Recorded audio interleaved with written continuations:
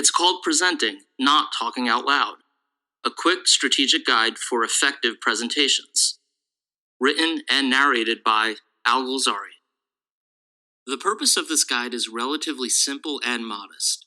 The focus here is not on general business communications, but rather on presentations. The impetus came from my desire to help, and the belief that I bring something unique to the table, something that makes sense. I don't have any formal training in communications, aside from taking a communications course while I was pursuing my MBA. Nor do I come from the consulting, human resource, or career coaching worlds.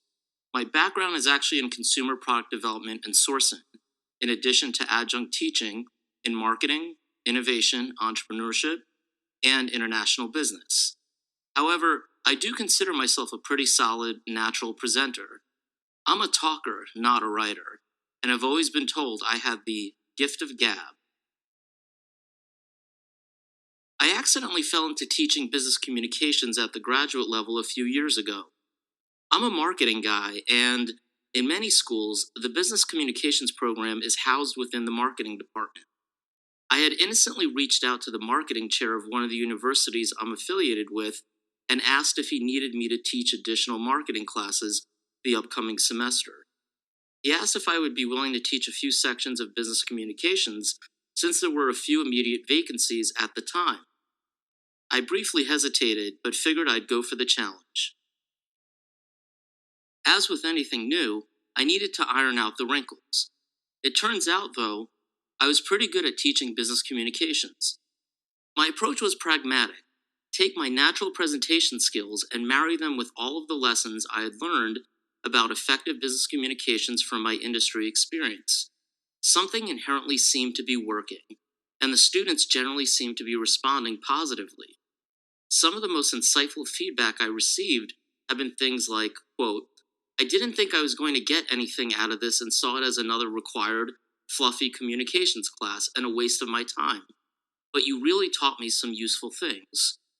Or, quote, "Your assignments gave me the preparation I needed to land the job I wanted." So I stayed with it, serving at the pleasure of the marketing chair and business communications program director.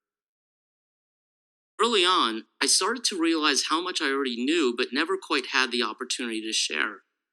It turned out that these business communication courses were precisely that missing forum.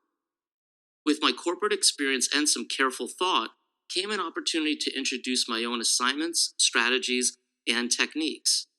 Some of these were, and still might be, a bit unorthodox, but they work.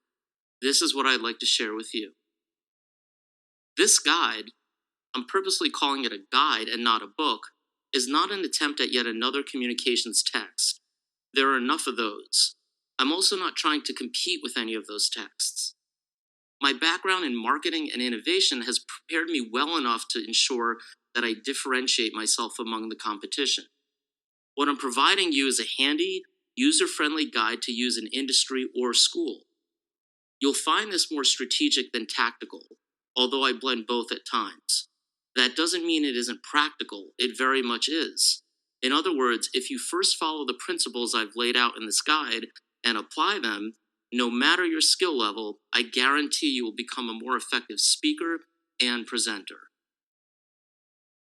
Whether you need to brush up on your industry skills, or enrolled in a communications course or school in general, or if you're preparing for an important presentation or speech, you can rely on this guide as a handy reference.